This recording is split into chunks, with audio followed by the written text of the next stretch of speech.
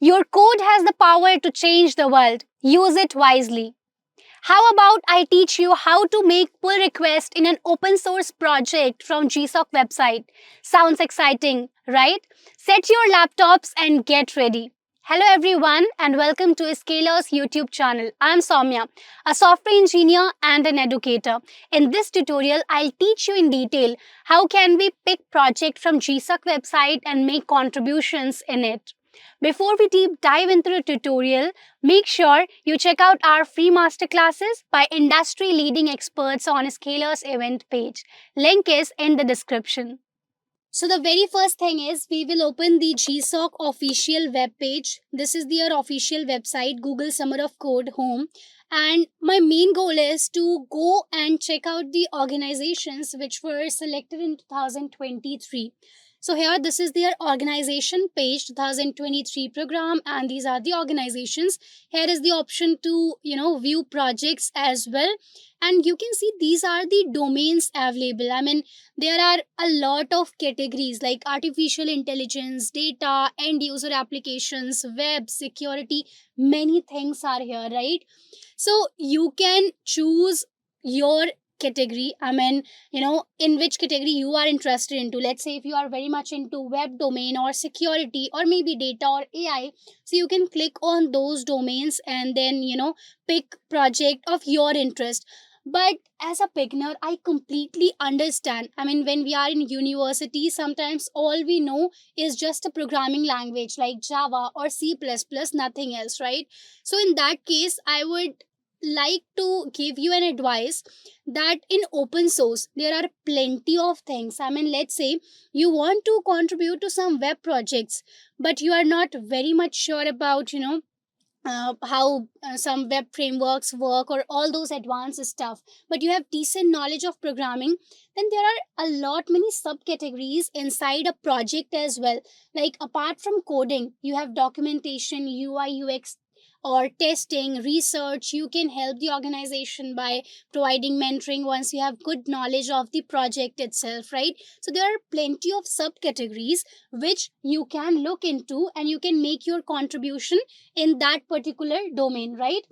So now let's click on the web domain itself. In this tutorial, I'll pick one project from web domain, and right now just pause the video and go in the comments and let me know in which domain you are into, like app dev, machine learning, data. And in the next tutorial, I'll try to pick the project from that domain which you people are more interested into. So if I scroll down here, there are plenty of projects you can see, like Submit is here, Chromium is here, Wikimedia. So as a beginner, obviously it's a bit overwhelming and confusing, like which one to pick, right? So you can do one thing. Let's say if you have heard about any of these open source project, like as application developers, as software developers, most of us know about Django, right? So this project somewhere excited me when I saw this list and Django here. So let's click on the Django project here and see what all is there in that project. So once you decide that, okay, this is the domain I want to explore and this is the project, right?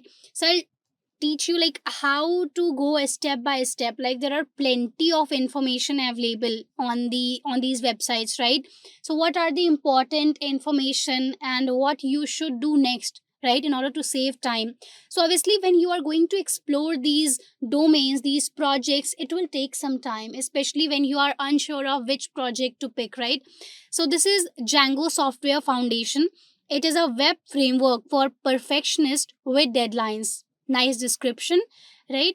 And these are the idea list.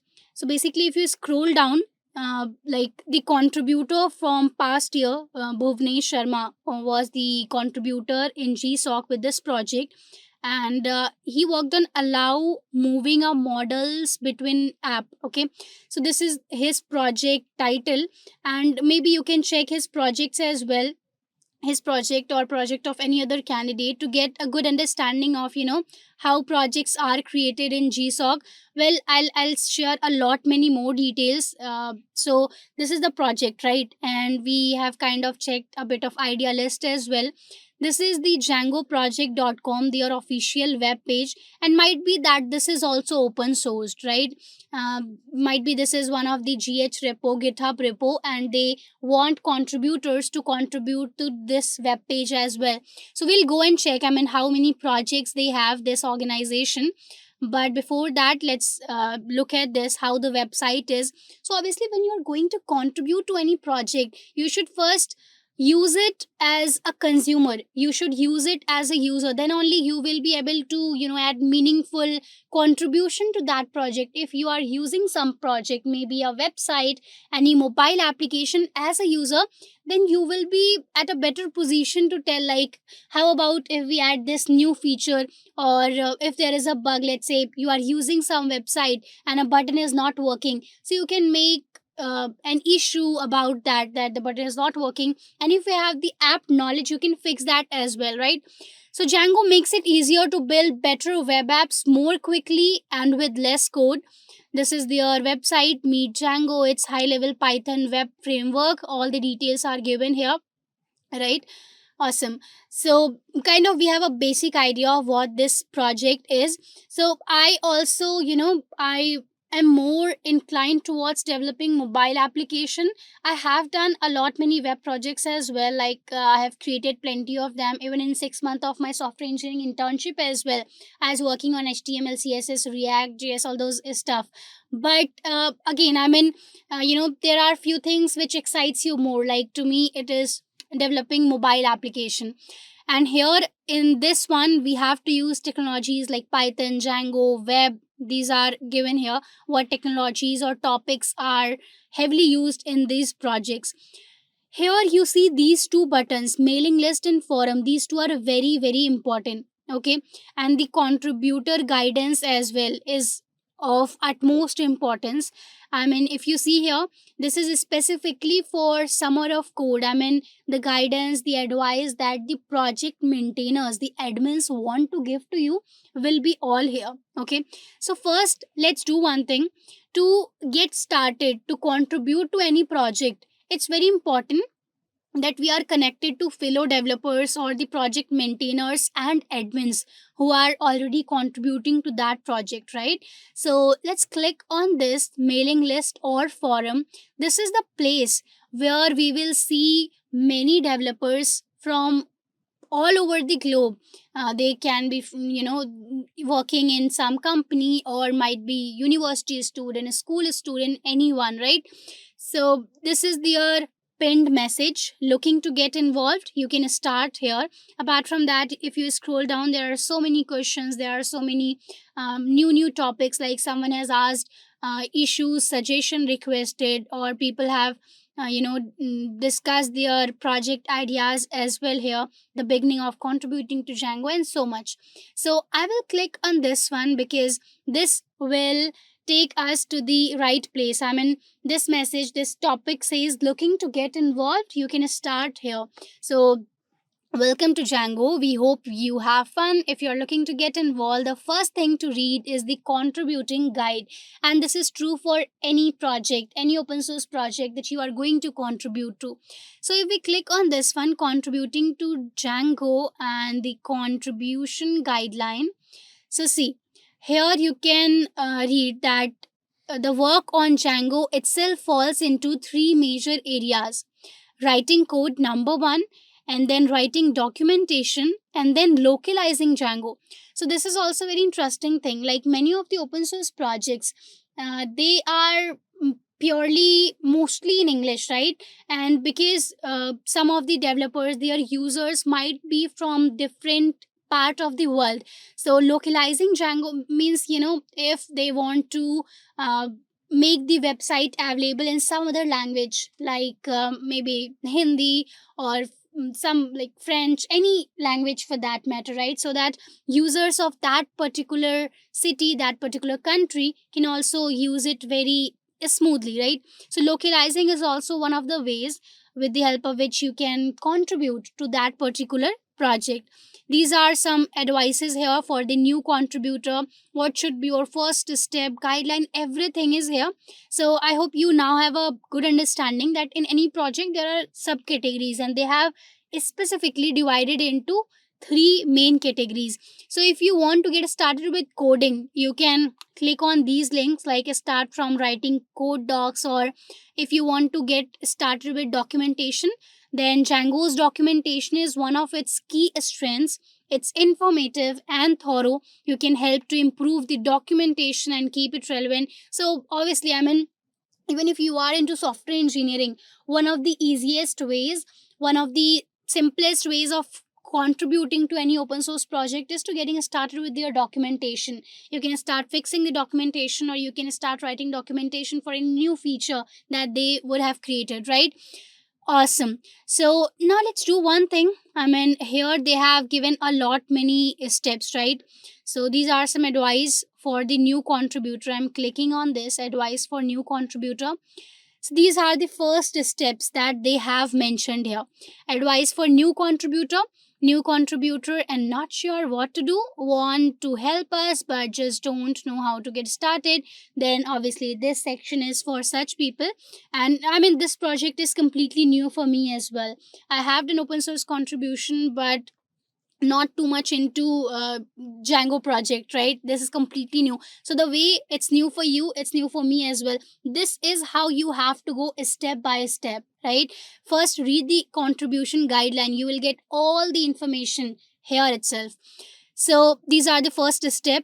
Number one, trash ticket. So what this project is doing, I mean, mostly in the repo, in the GitHub repo, there is one section issues. But what I feel from its first look is they are creating their issues, everything. They are tracking it at some different web page. If we click on this, so you can see here, I mean, code.django project, and this is their page where they have, the tickets thing. So if I click on updates, so you will see here a lot many issues, a lot many tickets are available here to work on. And these are some filters which you can use, right?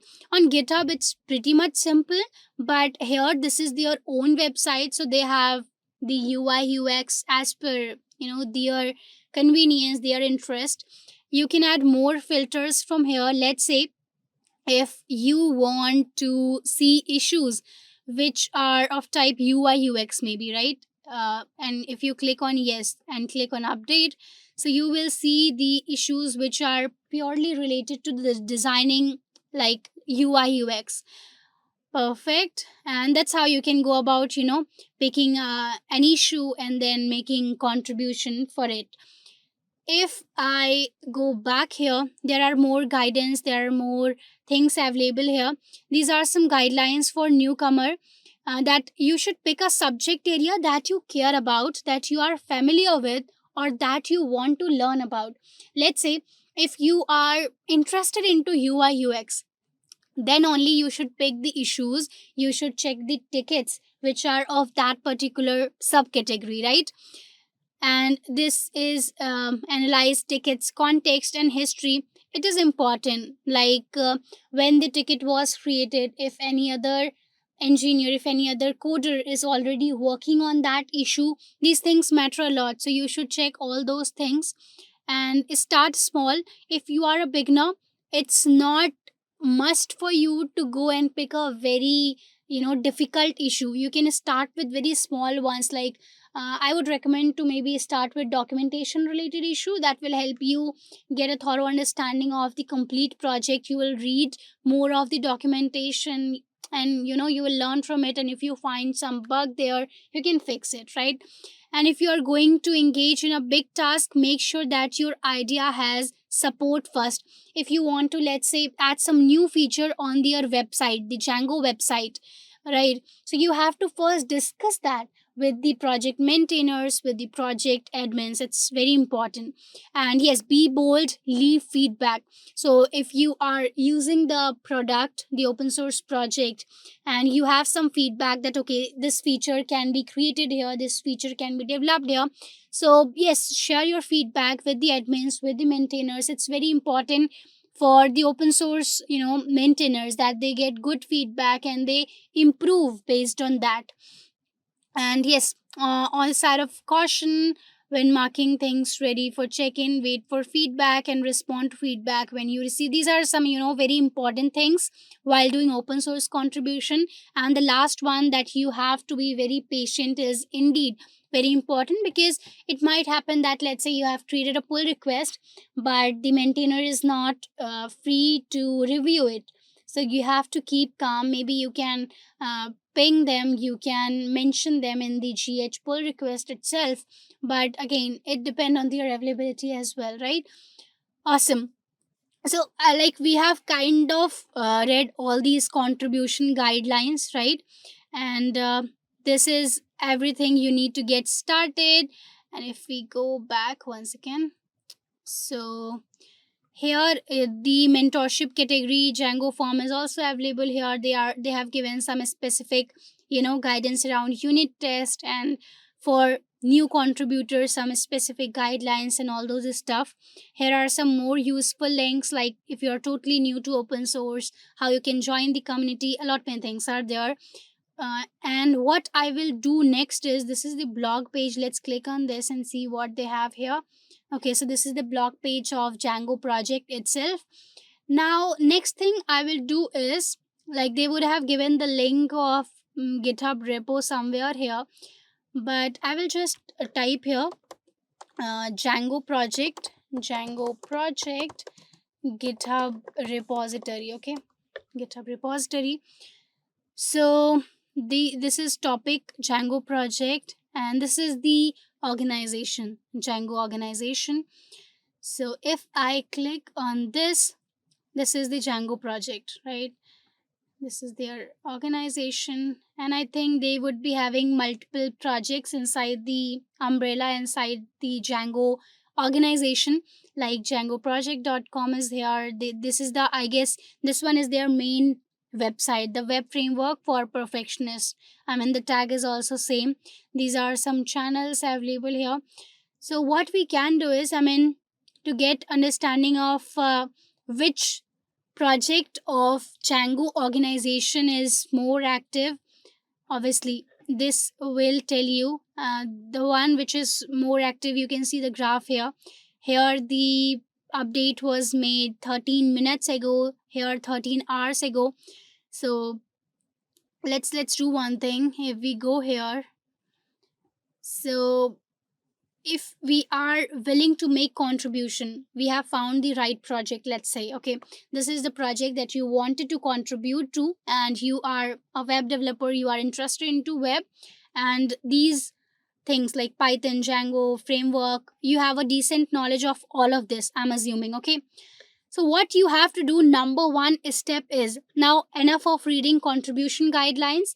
We have checked their web page, we have checked their communication channel, the forum, everything, and now is the time we have to start contributing. Okay, so mostly here is one more section, issues section in open source projects, but in the Django project this is not available here, because they have mentioned, they have like all the issues, everything here in the Django project, code.django project, and then they have query section. Okay, so view tickets is the page where you will see the issues to work upon. Okay, mostly if you, let's say, Quarkus is also an open source project, right? So if you click on this, so you will see, I mean, issue section is here already, like 2.1k, that is 2100 issues are already open here. So in this one, Django, where we are contributing, the issue section is not there, so we'll need to pick the issue from here, from this tickets page. Step number one, just notice the cursor of my mouse. Okay, after exploring the project, after reading their contribution guideline, once you are here at their at their GitHub repo, you have to click on the fork button here. Okay, what this will do, this will create your own copy of the Django project. So if you see here right now, github.com/Django and then Django, that is, the Django project is right now inside the Django organization. And once you will fork it, so it will be your username, like mine is Soumya One Singh. So Soumya One Singh and then Django. Okay, and that is, it will create your copy of the project. So let's fork this project. Okay, and create a new fork. And a fork is copy of a repository. It allows you to freely experiment with changes without affecting the original project, and that's what is very important in open source project. Let's say you are contributing to a project which millions of people are already using. So if you'll push your code directly into that project, that will affect all the users, right? If you, let's say, by mistake push some code which is causing crash to the application, crash to the web page, obviously we don't want that, right? Users will go crazy if something like that will happen. So that's why we create a fork that is our own copy of the original project, and then we make some changes there. And once we feel that okay, it's good enough, then we make a pull request which is reviewed by the maintainer of the main open source project, right? Okay, so this is step number 1. You have to create your own copy of the open source project. So I will just click on create fork. Okay, and then here are some steps going on internally. They take few seconds to fork it to your profile. So you can see now the URL has changed. I mean, it is written here, this project is forked from Django/Django. So if you go here, this is the original URL which we mostly call as the upstream URL. Okay, and this is your original URL which we mostly call as origin, right? So step number 1 is clear, you have to fork the open source project. Next thing is step number 2 is you have to clone it into your local machine. So I will click on copy here, and I will open up terminal. This is my terminal here, and let's increase the size first so that it's visible to you. So you mainly need two things, obviously GH profile, GitHub profile. It's as easy as creating, your IG or Twitter profile. You just need your email. This is basically, you can say, developers profile. Here you have all the record, everything, to which project you are contributing to, or if you are pushing your own project, all the details are available here on GitHub. And next thing is you need to install Git in your local machine. That's very important. So obviously, I mean, these are prerequisites, and I have already covered all these things in the previous video on this channel itself. You can go and check that out, what are the prerequisites. If you just type install Git, and the first official link you'll get, you just have to download and follow these steps. So I assume you have Git installed in your local machine. And with that being said, what I'll do is I'll open up the desktop, and here I'll create one folder, mkdir open source. Okay, open source, and I will cd into this directory open source, and inside this open source folder I will clone the project. Okay, so obviously, again, revising, step number 1 is forking the project, and step number 2, we have to clone the project into our local machine. So we have to copy this URL from here. Just click on code, and https is here, just copy it. And after that, this is the second thing, we are cloning the project into our local machine. Git clone, this is the command, and you have to paste it and just press enter. So you can see cloning into Django, it will take few seconds or maybe minute, depending upon your internet speed, your local machine's speed, everything. So yes, it's happening. And once this clone will be completed, then what we will do is we will open the Django project in our IDE, whichever IDE you use, like IntelliJ, Eclipse, whatever. So you have to open the project in your IDE. And then the most important thing is you have to pick an issue which you want to work to. Like here we don't have issue section here in GitHub, but we have it here. So this is one of the most time consuming things. After exploring the organization, after exploring the project, reading the guidelines, everything, this takes a lot of time. I mean, finding the right issue of your interest. Now, because we have to cover this up, so obviously I can't sit and put filters and go on reading each and every issue. Basically, you have a lot many options here. You can put filter based on your interest. You can choose any issue on your own, right? So let's now see here. The cloning is completed, so I will do cd and Django here. So we are now inside the Django project which we have just cloned. So here are a few handy commands which are very important, and there is a Git cheat sheet as well, which I will share with you all. You'll find the link of that in the description. It's very handy. Okay. So if I do here Git status, so Git status basically tells you how many files are newly added, or how many files are added but not committed, everything. Basically it tells you the status of the project. So it's all good now. You don't have anything to commit. And if you have to check the branch name, so git branch. So right now we are on the main branch of the project, right? And another very useful command is, you can note down these commands. You can take your pen and paper and you can note down all these commands, because these are very important actually. And once you will use it very often, then it will be in your mind, like, okay, get a status, get branch, get remote.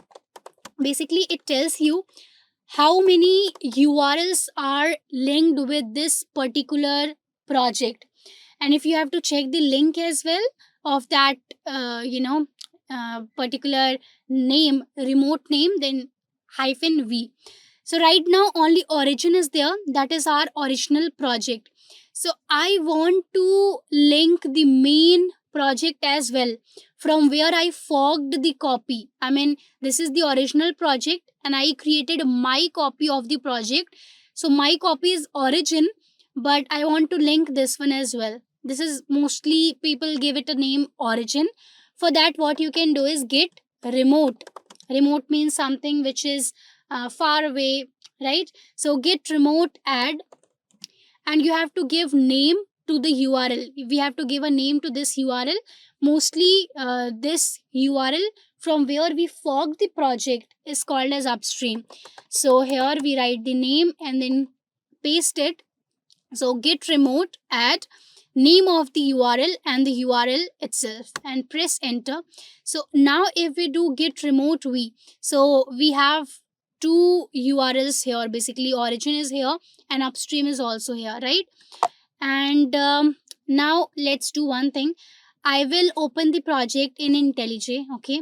And then we'll make some changes, and we'll like try to make pull requests. That will help you understand better. So I will click on open, and then in desktop whoops.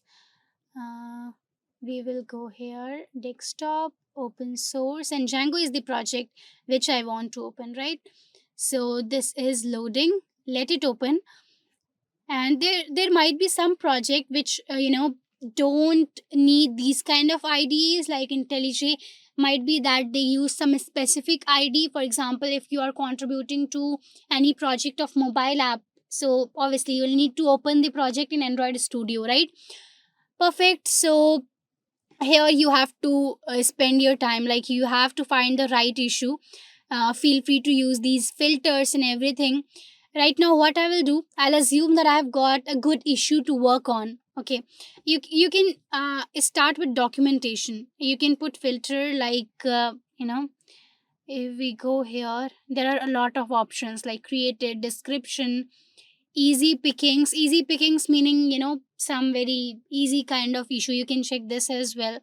If there are some issue which need test, or let's say I want to see if the issue has some particular keyword. It should contain document keyword. Okay, let's see if there is any issue with that keyword.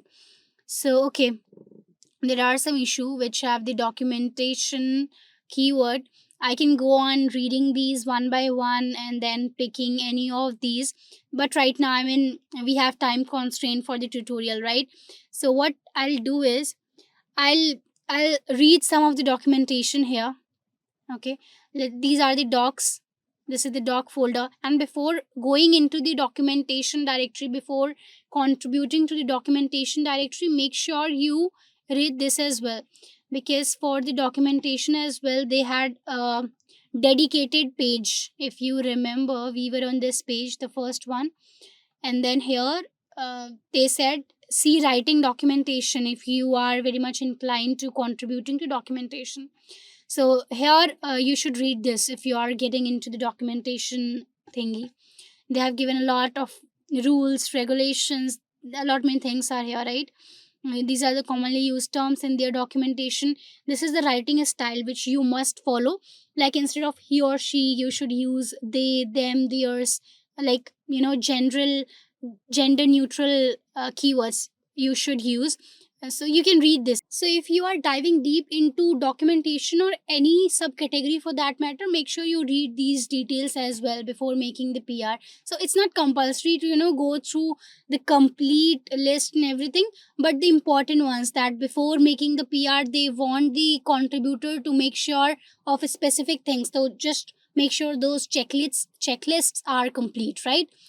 Awesome. So now what I'll do is I will make a PR. Okay, I am assuming that I have got the right issue to work upon. Okay.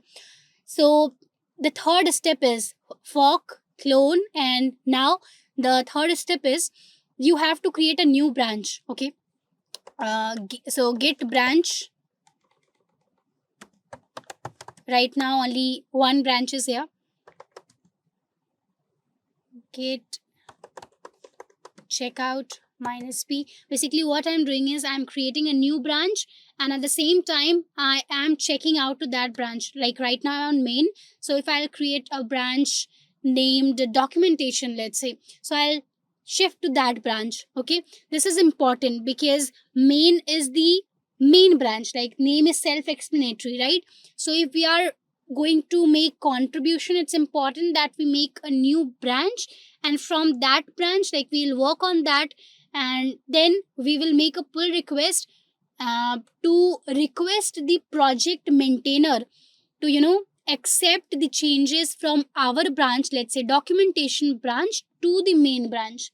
I'll draw all these things so it's all clear to you. It might be a bit confusing in the beginning, but it's very easy. I mean, I'll summarize all these steps, don't worry. So git checkout -b, and I'll name it doc branch, like documentation branch. Okay, so if now you do git branch, so you are now on the doc branch, and there are two branches, main and doc branch. So I will click on the docs directory here. A lot many pages are here: intro, main, many, and how to as well. Like in their on their web page they have the how to section as well, like how to maybe do this, how to create that thing, specific to Django and web dev. So let's say what I'll do is I will, maybe for the sake of it, to explain you, I'm making a small change anywhere, like, well, these look perfect, and I'll put a message to the maintainers to ignore this pull request, because I'm making this just to teach you, right? But you have to go into the issues section in the on the tickets page, and you have to find the right issue to work upon, and you have to work on that dedicatedly, and then only do these things, right? So let's maybe go in the initial data. You can go and read as well, maybe if there are some bugs you can actually fix it, but right now I can't go on reading and finding the bugs and everything. So I'll just make a small change here. Okay, this is the small change that I made, but you have to make changes based on the issue. Let's say if your issue asks you to write a documentation for some new feature, so you will create a new txt file, you will write the documentation for the new feature, all those things will be there. So let's say you are done with the code change or documentation change, whatever you wanted to do. After that, the fourth step is you have to again check the status first. So now it is telling me that, hey Soumya, like this file is modified now. If you want to check what is modified in this, that also can be done. Like let's just copy it. Okay, one sec. Or maybe just we can simply write git diff and docs how to and initial data.txt. So it is telling me that you made a change in this line, and I can see like I just added one extra space here, right? So this way you can track your changes as well, what change you made. So here we are on the fourth step, which is adding all the changes that we made. Or if you want to add all, just write git add dot. If you want to add a specific change, like I don't want to add my local dot idea file, right? So docs and then how to and initial data.txt. So this will add that particular file into git. All right, after that, next step is we have to commit the changes. Git commit m. This is for writing the message. Okay, if you are making some changes, make sure you write some meaningful messages as well. It's important. Other contributors, other developers who are contributing to the same project will have an idea of what Soumya is working on, right? So here I will write the message, because right now I haven't made any real contribution. This is just for teaching you. So I'm writing this for the project maintainers to kind of ignore this pull request. But let's say you are working on writing documentation for a new feature, so you can write the message that documentation added for XYZ feature. Okay, I'll write here demo PR. Okay, this is demo PR and press enter. Perfect. And now what I'll do is I will do the final step, which is making the changes available on GitHub. For that we use the push command. Git push name of the remote. So I want to push all these changes to remote first, and from there I will make the pull request. Okay, so git push origin and then the name of the branch, which branch I want to push. So I was working on doc branch, right? Doc something. So I will push that branch only. Let me check. It was doc branch. Doc branch. So perfect. So it is telling me that if you want to create a pull request for doc branch on GitHub, you can do this by visiting this particular URL. So I will open up this URL. Okay, and here you can see open a pull request. This is kind of last step of your open source contribution. I mean, you just have to finalize it. You have to make the pull request. So demo PR is the name of the pull request, and then you can preview your changes, what change you made. We just added a space because I had to teach you, I mean, how to go about it. But make sure you don't just remove spaces or remove commas just for the sake of it. For practice, you can in some random project. Let's say if there is some GitHub repository of your friend, you can try it in that, like the flow, to understand the flow. Or you can try it in one of the projects that I'll share with you. I'll share a link. You can try all these commands there. Okay, and once you are sure that okay, you are good with the knowledge of these commands, you can go and start contributing to the real projects. After that, you just have to click on create pull request. You can write some comment here as well. Let's say if the project admin is, hey, whatever the name of the admin is, I think GH itself suggests the top people who are contributing to it. So you can tag them and say that I have added the documentation for the new feature, please review, or something like that. So I'll create the pull request here, and that's it. I mean, the steps are as simple as it looked. For now, I'll close this. For big projects, they have some tests etc running in background, so I'll close it for now because I don't want the project maintainer to, get stuck because of these demo kind of PRs. So that's pretty much it. I mean, that's how you have to go about it. Now let me summarize all these steps for you. So obviously you have to find the right domain for yourself. You have to find the right project from GSoC website. Once all those things are done, the first thing is you have to fork the project, right? This will create your own copy of the original project. And then step number 2 is you have to clone the project into your local machine so that you can open in your favorite IDE, add some code, documentation, whatever you have to do, right? You can make all those changes. And once the change is done, you have to all those changes using the git add command. Add all those changes which you have made in the code, documentation, wherever. You have to add all those changes. Then the next thing is you have to git commit the changes, and you have to write the message like whatever change you are making. If you are working on some button, some feature in the website, in the application, or maybe just adding some design color, you have to give the message so other developers in that particular open source project get an idea that okay, Soumya or you made that contribution, right? And after that, the final step is you have to push all those changes. This is the name of the remote, that is origin, and then the name of the branch on which you are working on. And one more thing here is which is very important. After cloning, when you start working on the issue, so you have to create a new branch as well. Git checkout -b, and then name of that particular branch, right? You can name it. If the issue is, let's say, 510, so you can name the branch issue 510. So these are the steps, and once you follow these steps, you will be all set. Like your first pull request, your open source contribution will be there in that particular project. You can try out the sample commands which I taught you in the GitHub repository, which I'll link in the description.